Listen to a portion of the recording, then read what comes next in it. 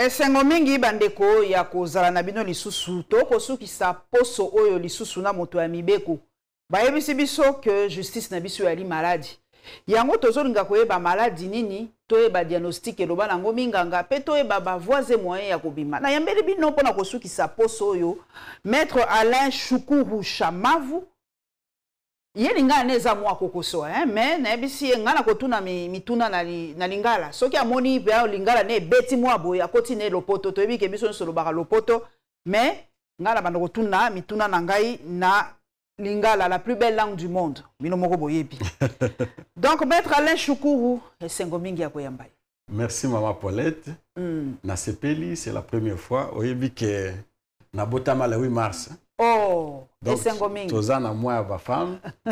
Et puis, Oyambingai, na Nengia Malamu, Zambé Abatelayo. Ah, Abatelayo. Soyez bénis. Et que Dieu vous bénisse pour le travail que vous faites pour la nation. Merci. En tout cas, toko salabe pour Namboko ya biso. Biso toa Namboka mosusu te. Toa Namboka kokimela te. Toa Namboka kakabe Congo. Biso to krakakate to ti kakabe awa. C'est notre pays. On n'a pas d'autre nation. Papa nanga Alain yo ali moto amibeko. Ba Namboka mingi balingi balobi tuna papa na biso Shukuru Shamavu. Pièce à conviction, so iba ko sala procès, ce qui va jouer en ndenge ya malunga te. Donc na lopoto balobi obtenu illégalement. Est-ce que ba ko considérer en tozu cas pratique ya modéro Simba. Ba enregistrer à son insu. Ba zui yango, ba kenango balobi a ko propager ba faux bruit. Ya lobi ya yebi kutu yango te, yebi kutu makambo te. Ya li montage, ya li intelligence artificielle. Ok, maintenant na ko tuna ngo siko d'une façon générale. So de to solo la boy to ana baninga, motoazi téléphone na ya bandi ko enregistrer ngai. Est-ce que pièce wana e ko zala vraiment na tribunal ba ko ndima yango toté? En fait, Mboka na biso est comme une phase très inquiétante. Oyebi que constitution na biso et prévoir la liberté d'expression. La liberté d'expression, ça signifie place aux alliés. Aucune loi n'est interdite au sur la makambo ya mboka ou bien makambo yo olingi et utina motema na yo. Lokola toza awa ou bien quelque part tozo zo mwa kopo to bandi ko so la pona mboka na biso. Alors infraction et propagation de faux bruits. C'est une infraction qui porte atteinte à la liberté d'expression. C'est comme ça que Batu Ebele Babandi Kobanga. El Moko n'a pas enregistré, El Moko n'a enregistré. Donc, c'est ça que les gens ne sont plus libres de s'exprimer. Que ce soit en famille, que ce soit dans des réunions, que ce soit quelque part où vous rencontrez en privé. Pourquoi? Parce que nous sommes dans une période où Batu Bazo Kanisake gouvernement et Sike Kobima.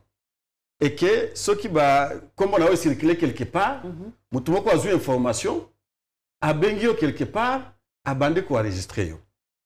Alors, ceux qui tozanga yo quelque part, na enregistré yo, à ton ainsi.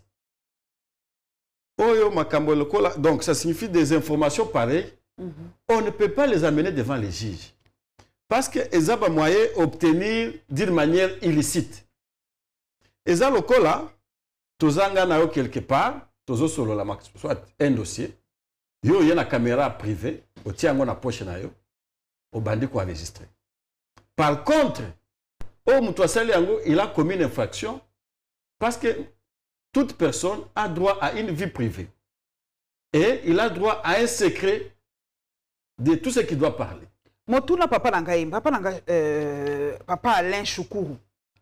Faut siko ezali penza nani moto oyo atie yango na internet oyo apanzi yango to ezali nde maloba o papa modero bande koloba po balobi na biso awa na pesi ndeko na ngai journaliste monene Pascal Mulegwa Mbote po ali parmi ba source d'information na ngai alobi na ngai ye ba accuser propagation de faux bruits, imputation dommageable pour asali nini attribuer assassinat à Cheribe Okende na renseignement militaire. Voilà. Donc, vous comprenez. faute siko ezali maloba papa modero alobaki to faute siko ezali moto ya pandi yango bato pe baninga tuna azalaki ko solola nani po ezali monologue te azalaki wana azalaki ta vandi yemo ka zu téléphone abandi ko solola donc azalaki na bato yango pe bayebisa biso banani abandaki ko soa na ba. D'abord première chose yango na ngena na loba eza que mutu na mutu aki ko loba quelque part.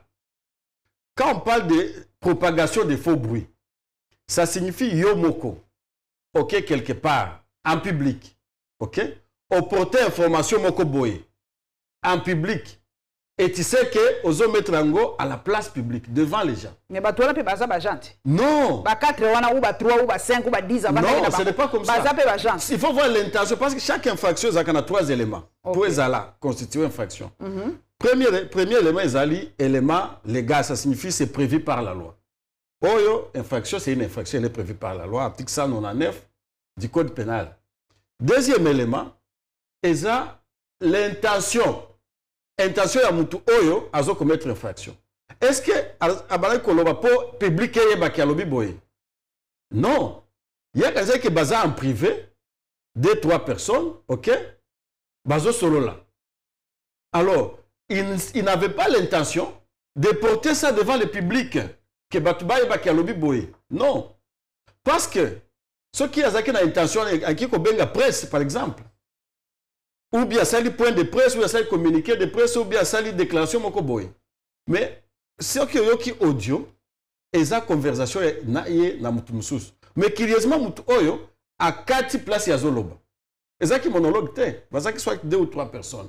Mais pour Nanini, à Saliboé, c'est la personne là qui doit être poursuivie. Parce qu'il y a une raison propagée information. Ce n'est pas que Modeo Simbande a enregistré audio, puis a publié en haut. Et ça, Moutoumoussou a enregistré audio à son ainsi, puis a publié en haut pour énuyer. Et il faut dénicher cette personne là-bas et va condamner. Alors, pourquoi on doit poursuivre Modero? Pourquoi on doit les poursuivre dans un cas comme celui-là? Propagation des faux bruits, on va poursuivre. Donc, moi, je crois que c'est un règlement de compte quelque part. C'est un règlement de compte. Et que le règlement de compte, il faut que ça cesse dans notre pays. Parce que le président de la République l'a si bien dit. Notre justice est malade. Et vous savez que la justice élève une nation. Ça signifie que quand la justice est malade, c'est toute la nation qui est malade. Et dans l'administration des preuves en droit pénal congolais, les juges ne peuvent jamais se fonder sur une preuve obtenue illégalement, une preuve obtenue illicitement. Je prends l'exemple. Et ça, bakangi yo na ngai. Pour un dossier, moko va créer le dossier. Par exemple, touti awa. OK? Bazuyo papa bazuinga ale ba memi biso na boloko. Nzokate yo ozamu kangabité ba kangi yo pour surveiller ngai na prison. Donc au piéger ngai. Au piéger ngai pour zwa ba information certaines informations pas na ngai au tinde la mutu akangi biso na yo. Alors peut-être que je me livre à toi pensant que yo tu partager souffrance moko. Nzokande Puis lobby après lobby ba bengi ngai est-ce que bikoloba ki boye. Oh. Ngai na senti non oui na loba ki boye mais ezaki devant maman Paulette to zaki ngala ye na prison juge avec aux informations te a se fondé pour si cette information là parce que eza na droit benga kango même na journalisme mouton noir mouton moko aye lokola journaliste il infiltre le journalisme bah combien belé papa pas combien les gens comme ça il faut les arrêter et belé penza ba mouton et belé les moutons noirs on va enregistrer rabat on va fonder rabat des moutons noirs là doivent être poursuivis par la justice mais curieusement comme lokola justice na biso mais comme on malade et comme la malade bango de bazana place na société ba on est bazana la ndenge modelo akangami pour na mouton noir alors que mouton noir oyo ne fallait pas kanga. Parce que Modero est moko à lobby, que bon, c'est vrai peut-être qu'il en a parlé, mais dans quel contexte? Ah voilà. Jeune Afrique, raison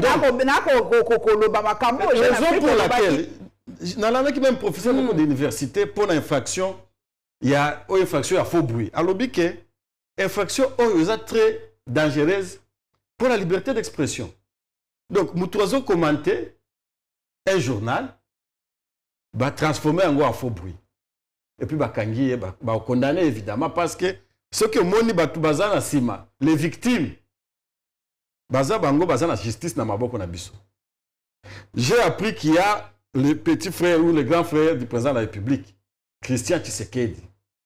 Ezangate na tangiye. Eza bango moko nde batangi yang pour poursuivre ngali sous paix pour infraction d'avoir prononcé les noms. Il faut se protéger. Je cite ces noms là parce que Eza Kombo etangami déjà na procès. Na ogai que général Soki Christian Daiwel il est aussi cité dans cette affaire là. Mais ce qui ont moni relation ya bango na pouvoir actuel. Na kanisi que Ndekonabiso Modero à quoi échapper. Il y a un adage qui dit, même si vous êtes noir comme le corbeau, la justice vous rendra blanc comme la neige. Ça signifie, justice n'a pas que transformer ma cambo. Les cambo là qui noir et ça est comme blanc. Pour nous parce qu'il y a des gens intouchables. Justice n'a pas malade, maman Paulette. Justice est en bien. Déjà bien. Bateau mais il y a des politique des commissaires. Parce que dans le dossier local là où il y a Modero. Ce n'est même pas un dossier dans lequel on devait arrêter une personne. Quelqu'un les piège, n'a piégé n'a eu une information sur toi, n'a pensé en go et puis on vous arrête. Moutou a pensé bah y billet.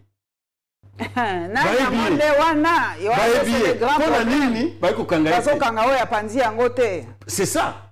Voilà comment les acteurs politiques ont affaibli notre justice. Tala makambo qu'on a biso journaliste ou abimi en prison, Stanley Bouchakela alobi. Alobi que non, les juges m'ont acquitté. Les juges m'ont acquitté, mais bazaki na pression ma casse. Oh. Pression. Tout le monde a un dossier local. Moi, j'ai quand même 15 ans de profession comme avocat. Le dossier Moussoussou, ozo en audience, yo avocat, ozo samba, mais oyebike, ba juge, les oreilles, balwaka na lingala ni. Kasi bakangi matoi. Bakangi matoi, bazo kayete. Nyoso koloba. Okomi français. Muto otanga biloko na yo. Azate. Donc c'est katana qui le. Donc quelque part, jugement est c'est ça. Alors, dans le dossier local, on a je retire ma comparaison parce que je ne vais pas perdre mon temps. Et c'est comme ça que parfois, on a regretté Kamingi pour aller dans la faculté à droit na Congo. Parce qu'à un certain moment, on vivre dans la Oyo. Il y a avocat. Mais ceux qui ont un client, il y a déjà. Il y a maître Tika. Il y a déjà un juge. Il y a Salaboy. C'est vrai. Et puis le biomoni. Dossier qui n'est pas. Tu as l'impression que na RDC, bino avocat boit sur la place était. Oui, à un certain moment. Comment sur la directement na juge na magistrat. Il faut mona ba cabinet ils ont ba client actuellement mikolo oyo. Ils ont ba cabinet ya ba politicien. Donc ba avocat politicien. Oh. Na otanga ba kombo te po ils ont la faux bruit tout ça. Ah comme il a bongo faux bruit. Donc des avocats là, ba moi qui na audience té. Il y a bien un juge na téléphone. Eh, Nzambe. Da benga juge. Katelanga dali kambo. Oui. Na mona ngona dossier mokwao. Dossier naza avocat il y a un certain Paul Ruvunangiza. Paul Ruvunangiza asumba villa na cité du fleuve A. $480,000. Azana certificat d'enregistrement na yi. Azana acte de vente na ye. Papa nanga kata. Azana makambo nyonso. C'était du fleuve. Azana makambo nyonso. Mais Peter Kazadi. Dossier wana. Acte de donation, Que ba pesier le pango. Nani a pesier? Aloba que non, monsieur Choudouri promoteur. Choudouri a Koma Mukanda aloba boy. Peter, est-ce que c'est un frère à moi? C'est un ami? C'est Azanani pour appeler ça le pango, il y a $480,000. Ministre intérieur, mais ministre intérieur, asomba maman. Na dossier Oyo, ba juge bazo bengama. Ba ebike ndako zaya pour le Vunangiza. Makambo nyonso tout. Mais bazo koto bazo banga. Avant, et ça dit 2 mois, c'est l'habitation à la juge. Bah menacer ba juge que ceux qui ont quatre comme mabe ba tinda ceux qui bandu tout ça quelque part dans la forêt là-bas. Kuno ko banda ko lia ba bilo moko boye ozwa mo patacité. Et ba juge ba zo banga. Les dossiers sont pris en délibéré, mais moi jugement est bien exact. Ba ebisi Peter mon frère, tala ozata na document mon côté. Place ngo peso zidalango mai bandeko. Bon mais ça quand même place ya muto asoma na mbongo na ye.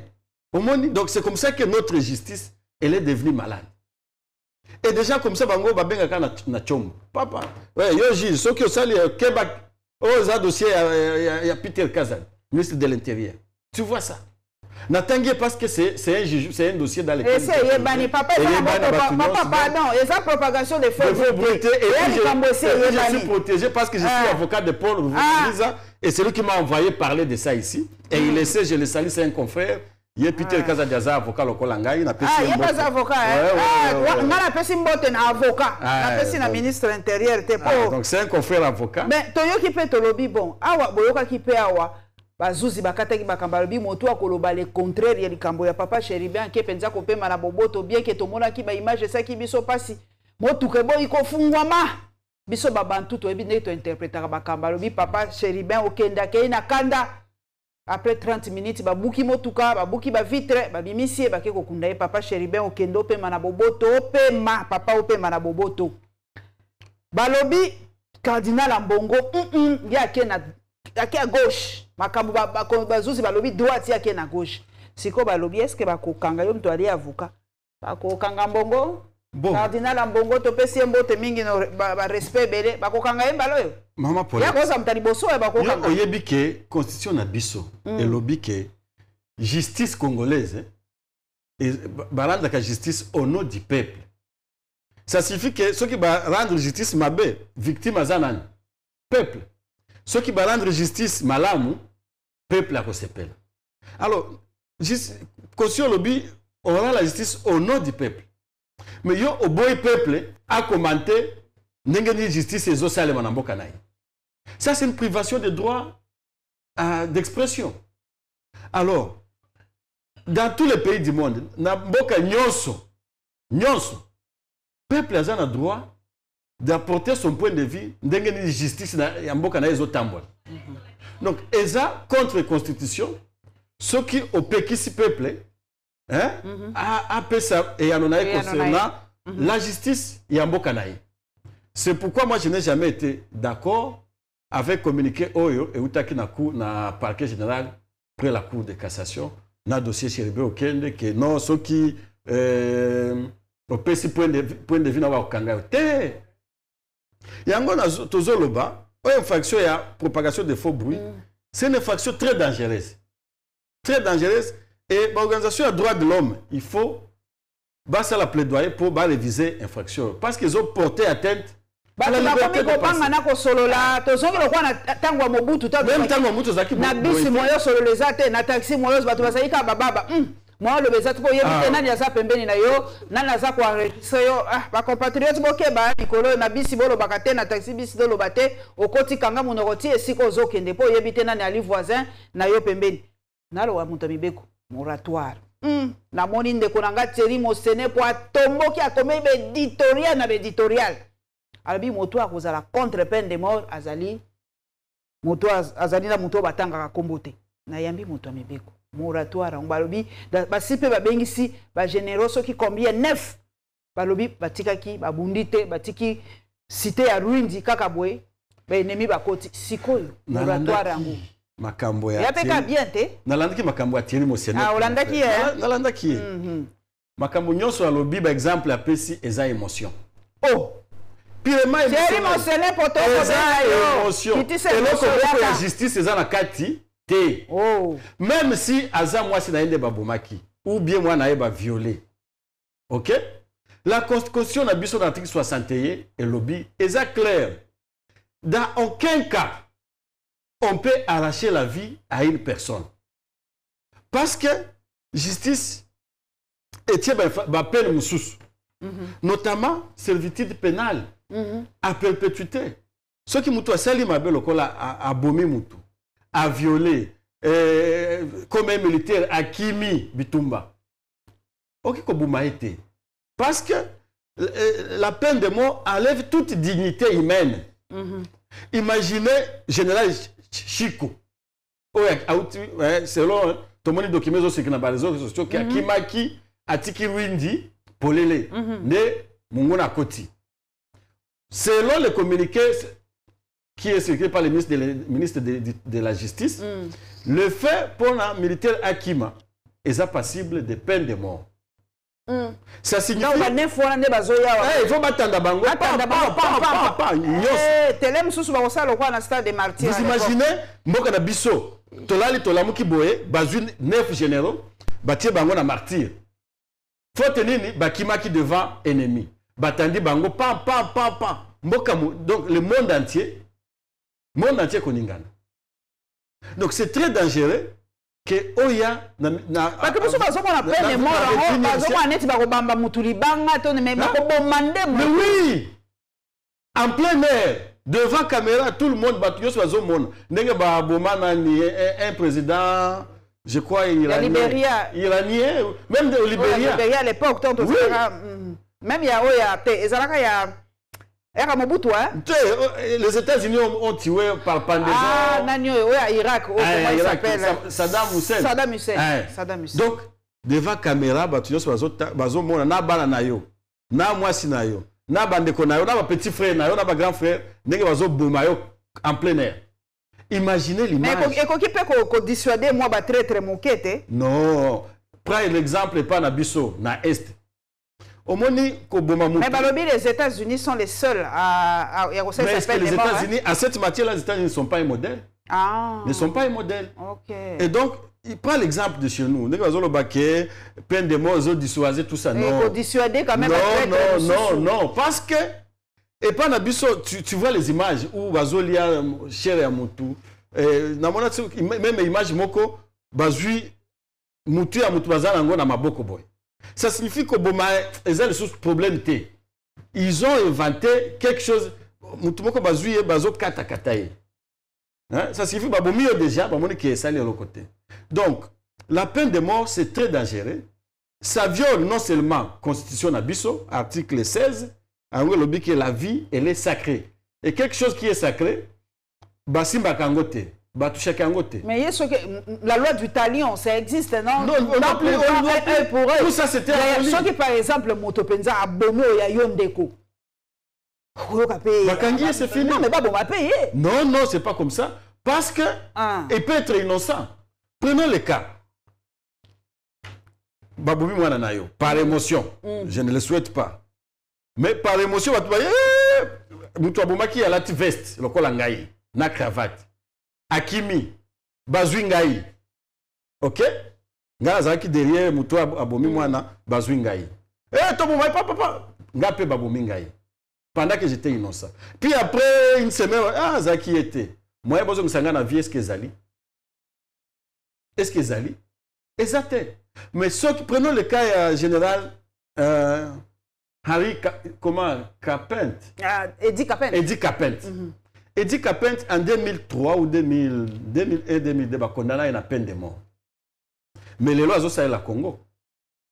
Si Exakita Kala, aujourd'hui on ne parlerait plus de lui.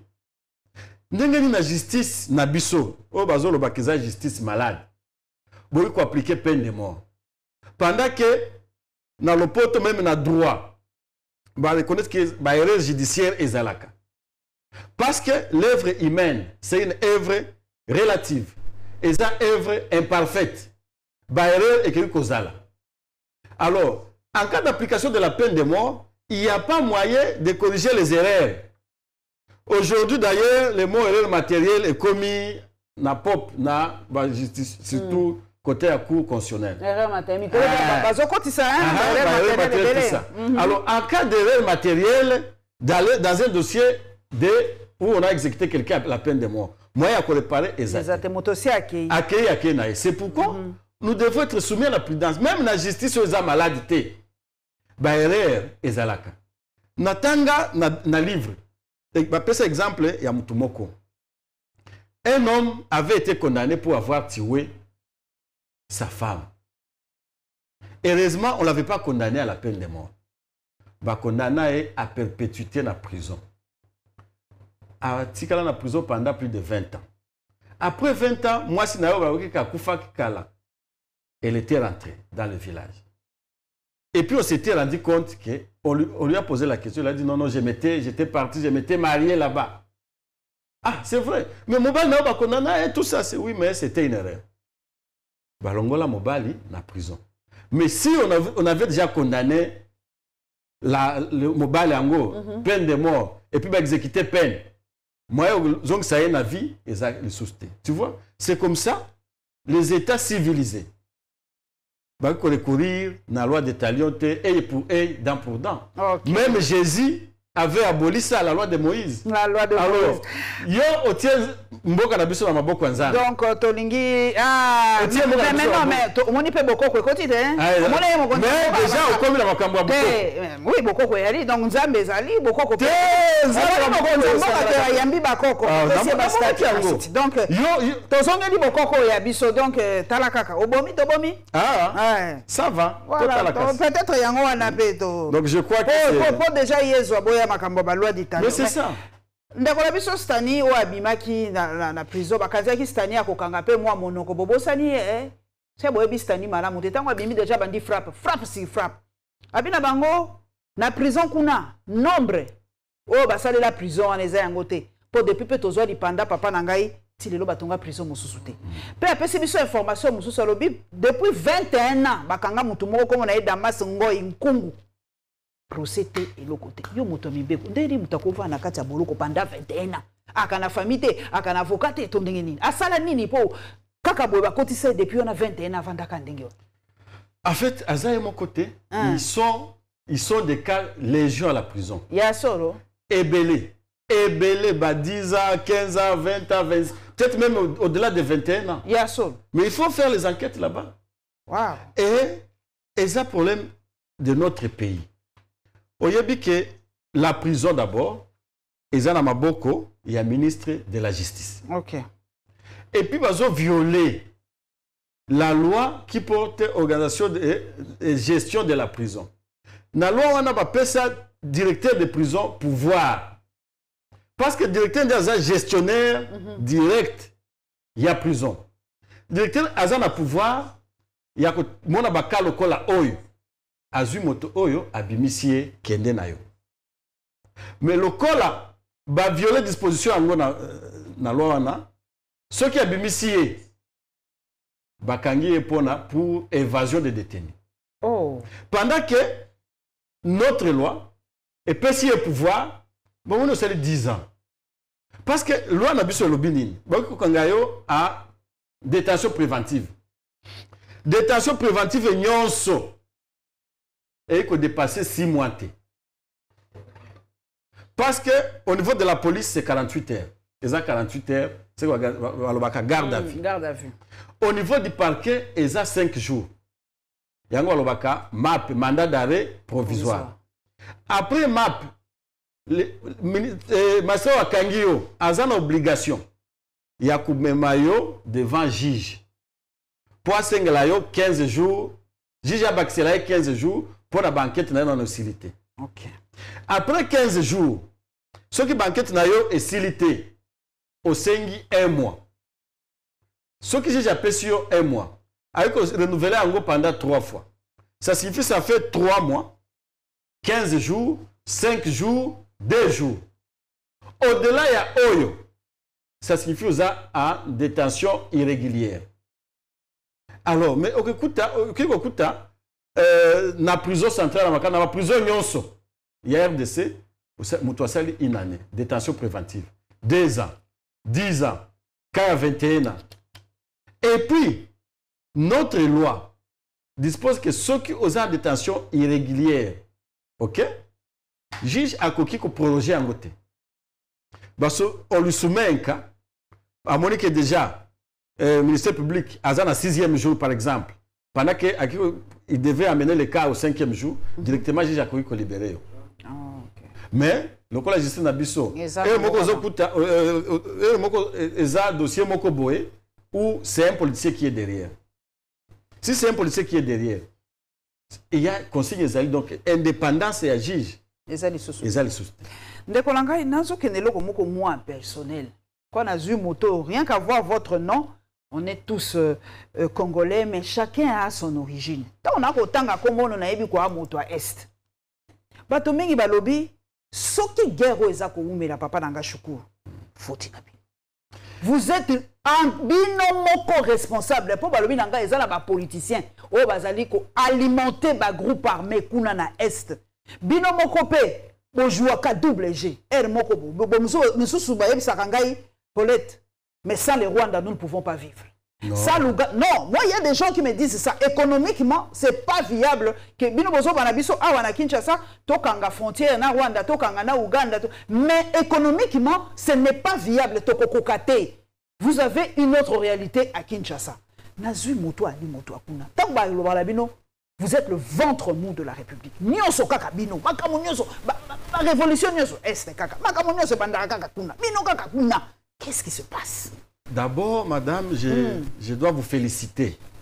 Parce que je suis Landayo, Ozolu Kaba député à Est. Où sont les députés de l'Est? Nalandayo, j'ai décidé de constater que. Merci beaucoup. Bakimaka mingi. Même Mikolo Bazo Kima. Ah, Mikolo Bazo parce que la plupart, ils sont à la recherche et tout ça des postes. Oyebi que faute est un gouvernement na biso. Soki Kinshasa eza lokolo zomonango sale, pas de route. Il faut imaginer l'intérieur du pays.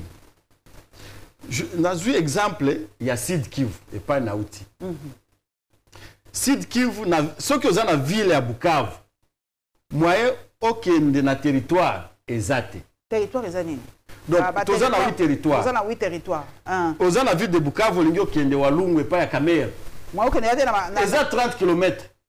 Na mutuka. C'est pas possible. Mais je vous dis. Donc, dans le territoire, il y a un ministre du budget Aimé Bodji. Exact. Dans mon vidéo, il y a Aimé Bodji. Donc, bazo tiré Nabou, période de la campagne. Et puis, la campagne, ça va en décembre, période pluvieuse. Caméra a sali un mois na Bukavu, moi qui n'est pas na Walungu. Exact. Exact. Alors, nous sommes vivre à 30 km dans la ville. Mais pas comme dans la ville de Bukavu. Et ça passe.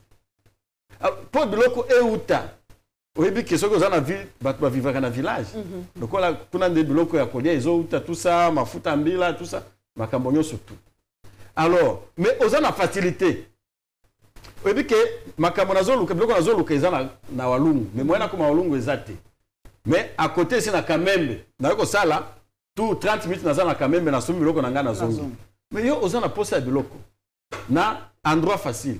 Au Katsi na Rwanda. Oh, mais c'est ça. C'est plus facile d'aller. C'est ça. C'est plus facile d'aller à Kigali que d'aller à Walungu. Oui. Mais c'est bizarre. Au foot, c'est l'autre côté. Parce que le Rwanda, jusqu'à jeton na yo. Jeton. 500 francs. Au Katsi. Au Zubiloko na yo, au Zongi. Alors, ce qui maman wa qui kuna za maman ya Walungu. Mais azana alona ki na Walungu mais moya kota. Azwa biloko na ezate. Au sala nini. Aux la ville de Bukavu, olingi okende Kabare. On n'est pas banani. Et pas ya Bahati Lukwebu. Oh, papa Bahati. Respect. Pour ne pas se Moboulou. Binope boisson moi bato est. Mais quand je vois ces gens-là, c'est pavané ici. Et bango ne bazozwa lokola ba notable. Pendant beaucoup d'années, province, je suis à province à Kabango. Namoni bazo wele lango lisusu. Ah, tumbera kasi veka autia un représentant naie. Il y a de passer le rapport, ceux qui ont 5 millions de dollars ou bien, je n'exagère pas, chaque fin du mois, j'apprendrai que c'est autour de 2 millions de dollars. Gouverneur Fatine de l'Aïe. J'apprendrai des sources. Au conditionnel. Que aux gouverneurs, ceux qui battent à Bundi, à Tijuana, fin du mois, 2 millions. Commission, rétro-commission.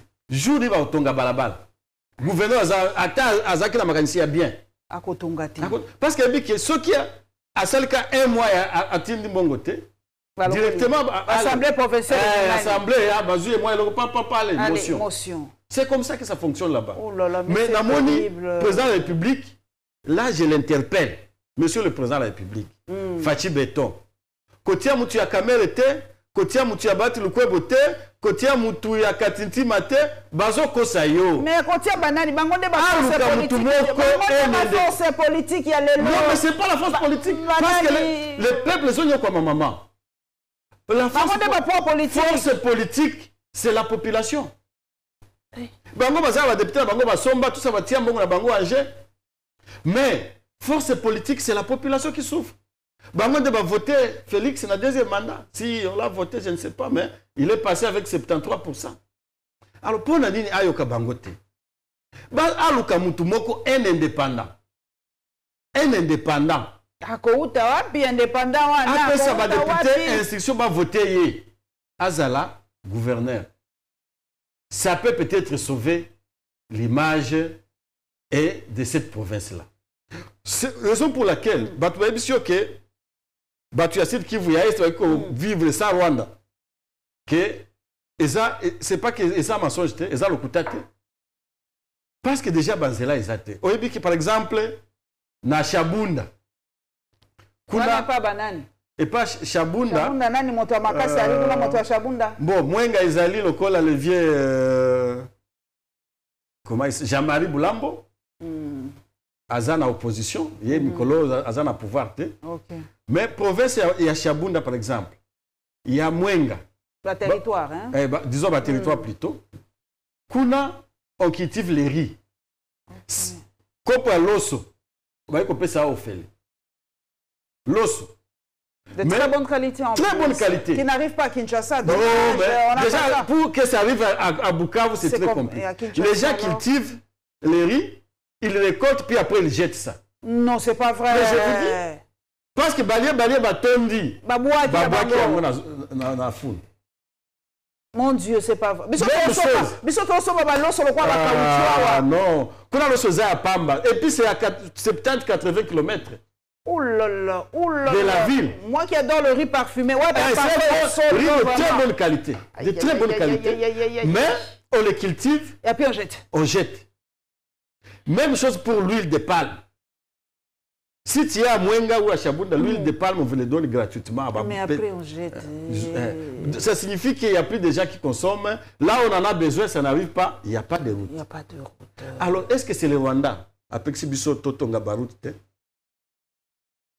Faute de la communauté internationale. Non, est-ce que la communauté internationale? C'est la communauté internationale qui ne nous aime pas. Non, non. Qui nous fait la guerre. Il y a un Ukraine, Ukraine a lobby boya. Kabila Tonga, 700 km de route. Kinshasa, Kikwit. Est-ce qu'il y a quelqu'un qui lui a interdit?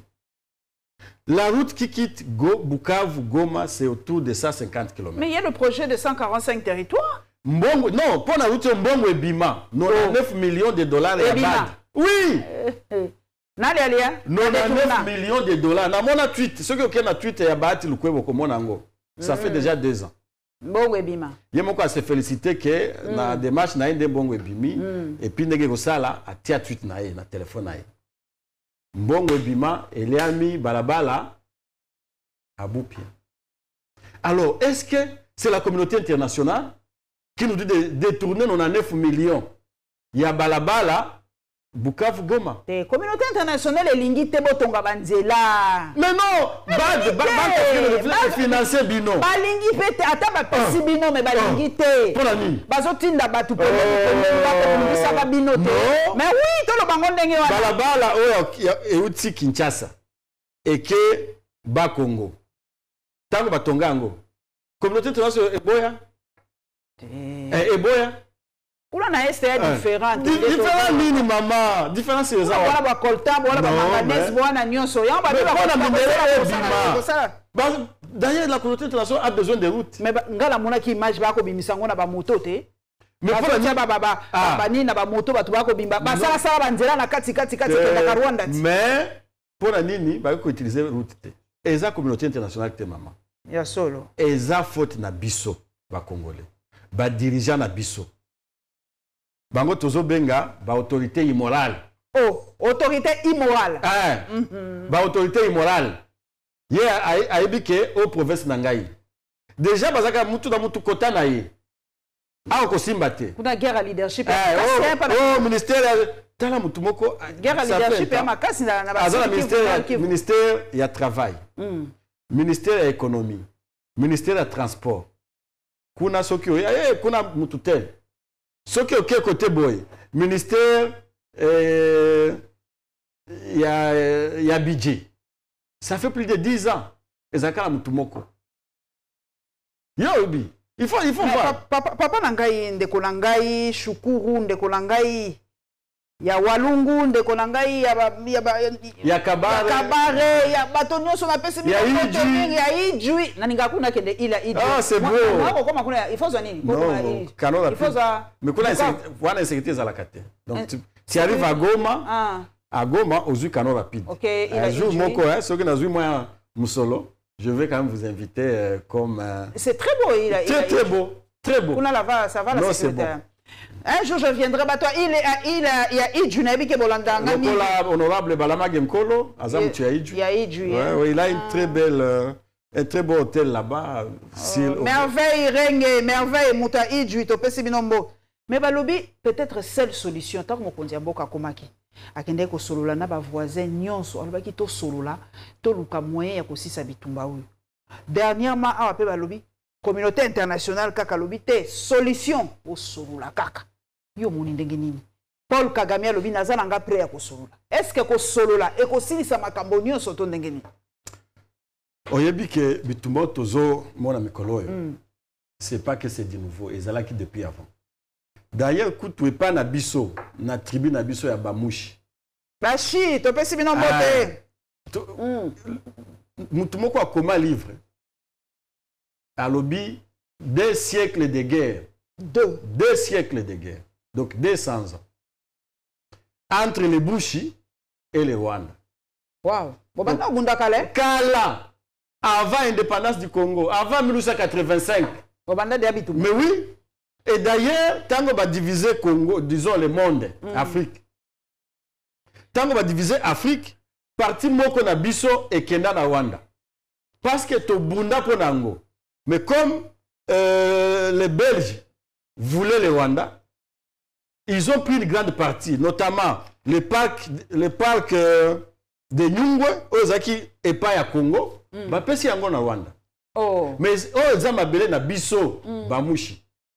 Si un jour était au Rwanda par le véhicule, c'est plus de 150 km. En 1885, Kimisa Bisso, Loubi Kemabele,